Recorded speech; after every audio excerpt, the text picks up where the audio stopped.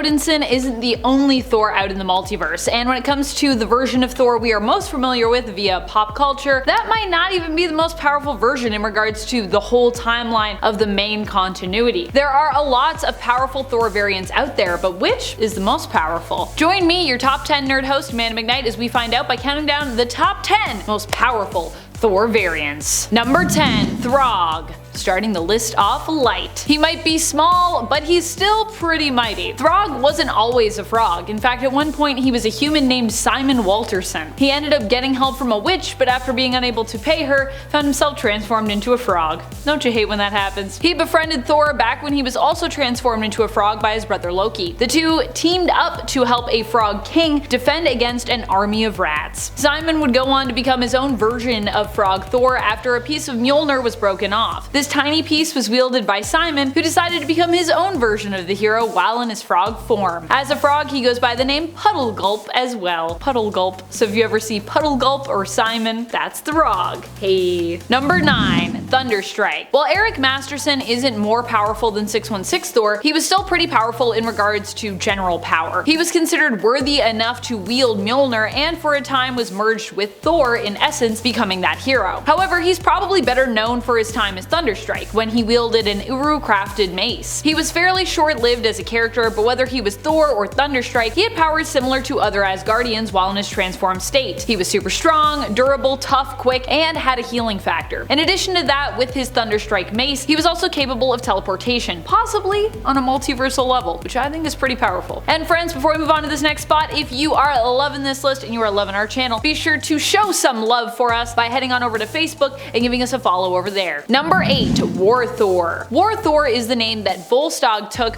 when he became Thor. This all went down during the time that Jane Foster was Thor and the usual 616 Thor was simply known by the name of Odinson. Volstagg became War Thor due to him seizing the Mjolnir of an alternate reality, which was unclaimed. This version of the hammer, however, seemed to have some kind of effect on his mind, as it made him, kind of violent and severe in comparison to how Thor would usually act. Probably hence his name, War Thor. After Light Elf refugees were attacked by fire demons from Muspelheim, he ended up going to Muspelheim itself, actively taking on the whole realm in battle and threatening to wipe out all life there with a massive flood. Jane Foster as Thor was forced to fight against War Thor and eventually managed to ascertain that he was Volstagg, using her friendship with him to calm him down. Number 7. MCU Thor. Thor in the MCU is pretty powerful, although he still seems to be on a journey towards becoming the most powerful he can ever be within this universe. Recently, he grew quite a bit when it came to his power levels, as he was forced to find a new way to harness his power when separated from Mjolnir, which was destroyed by his sister Hela. Hela destroys Mjolnir at the beginning of Thor Ragnarok, forcing Thor to channel the power within himself, and earning him the nickname of Sparkle Fingers from the Grandmaster. Since then, Thor lost an eye, but managed to protect his people against Hela and the inevitable destruction of Asgard via Ragnarok, using this prophesied end to basically defeat his sister. So although Asgard is destroyed,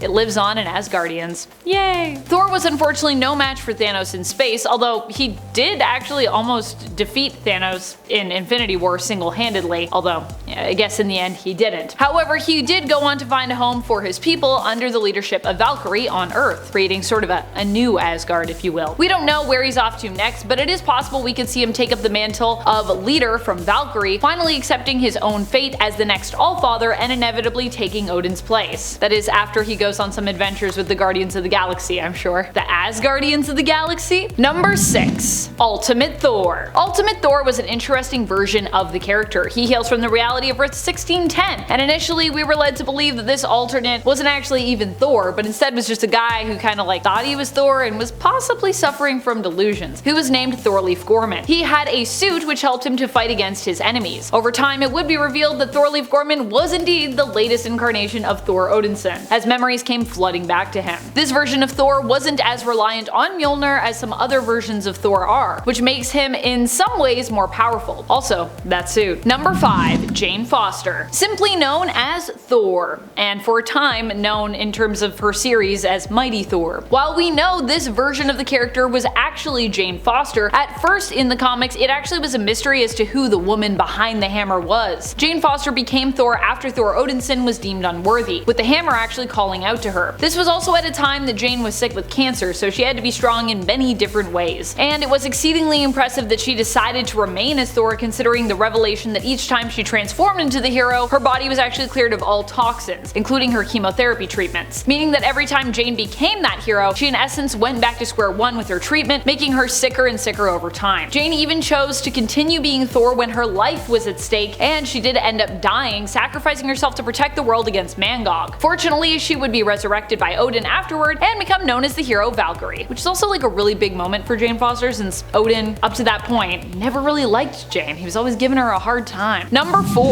Herald of Thunder. This version of Thor folks will be most familiar with, probably from the game Fortnite. But he's actually inspired by Donny Cates' current run on Thor, who exists in main continuity. So even if you're like, Herald of Thunder, that's a Fortnite thing. It's actually also a comics thing. Just like in the comics, Thor is convinced by Galactus to join up with him, as a threat greater than Galactus is apparently on its way, known as the Black Winter. The Black Winter is literally a cosmic sort of, well, winter storm that in essence destroys everything it touches with its snowfall. So, like snow, but if it was like a whiteout for existence instead of just, small frozen bits of water. Much worse than snow. In the game Fortnite, Thor agrees to join Galactus in his fight against Black Winter and becomes his Herald of Thunder, becoming imbued with the power cosmic. Number 3. Rune King Thor. Rune King Thor, although often referred to as an alternate version of the character, is actually from the main continuity. He's more like a very distinct period in time in Thor's life, which ends up in essence getting somewhat reset. In other words, he's kind of main continuity, kind of alternate continuity. What makes him so powerful? Well, this is a version of Thor who comes to be because he's facing Ragnarok and looking for a way to stop it. He ends up gaining the power of the Odin Force and rune magic as well. He gains the Odin Force after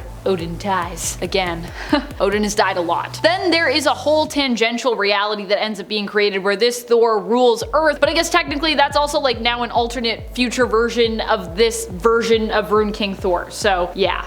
Oh boy. Anyways, this Rune King Thor would not be able to avoid Ragnarok in the end and would end up being reset as a result of all of the death that was part of that whole colossal event, along with the other gods and goddesses of Asgard. So that's why Thor isn't quite like Rune King Thor right now in the main continuity, despite this version being a part of the main continuity. Because yeah, he like lost both his eyes. So, lost both his eyes, and yet Thor, I think, is back to having both his eyes. He lost both his eyes, then he had his eyes, then he lost an eye. Does he have both of his eyes back now? I don't know. I can't keep track of how many eyes Thor has. Changes all the time. Number 2. All-Father Thor. While many people still say that Rune King Thor is one of the most powerful versions, and he definitely is, I think the real power lies in a potential alternate future version of Thor known as Old King Thor or All-Father Thor, or simply just as King Thor. Any of these names is acceptable and correct. So if you've heard someone say one and you're like, wait, which one is it?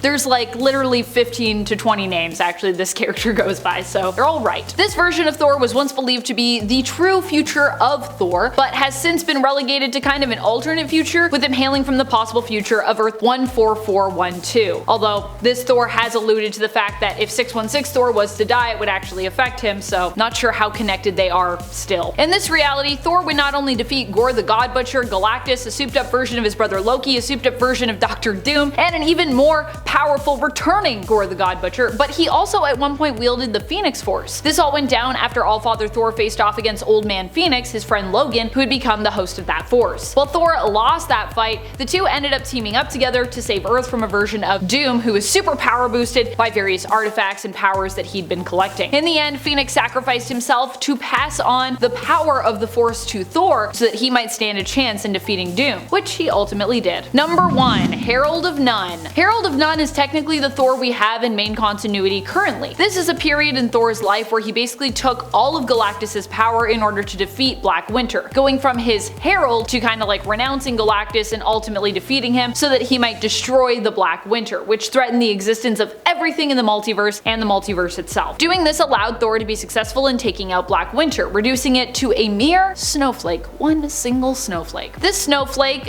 also allowed Thor a glimpse into a potential future when it melted on his hand, where he saw Thanos had returned, leading perhaps an army of undead Marvel heroes who were under his influence as he wielded an Infinity Stone encrusted version of Mjolnir. I don't know if we know yet about this future, when it's coming to pass, but I love when comics are like, look at this future, this could happen. I'm like, oh, I'm so excited. Give it to me, give me this future. Who is your favorite Thor variant? Which do you think is the most powerful? Which period in main continuity Thor's life is your favorite period in terms of versions of Thor that way? If you could see any Thor variant come into being, who would it be and why? Let us know your thoughts in the comments below. This has been Top 10 Nerd, and I'm your host Amanda McKnight. You can find me on Twitter at Vampex13. I'll see you again soon, but till next time, you stay nerdy, YouTube.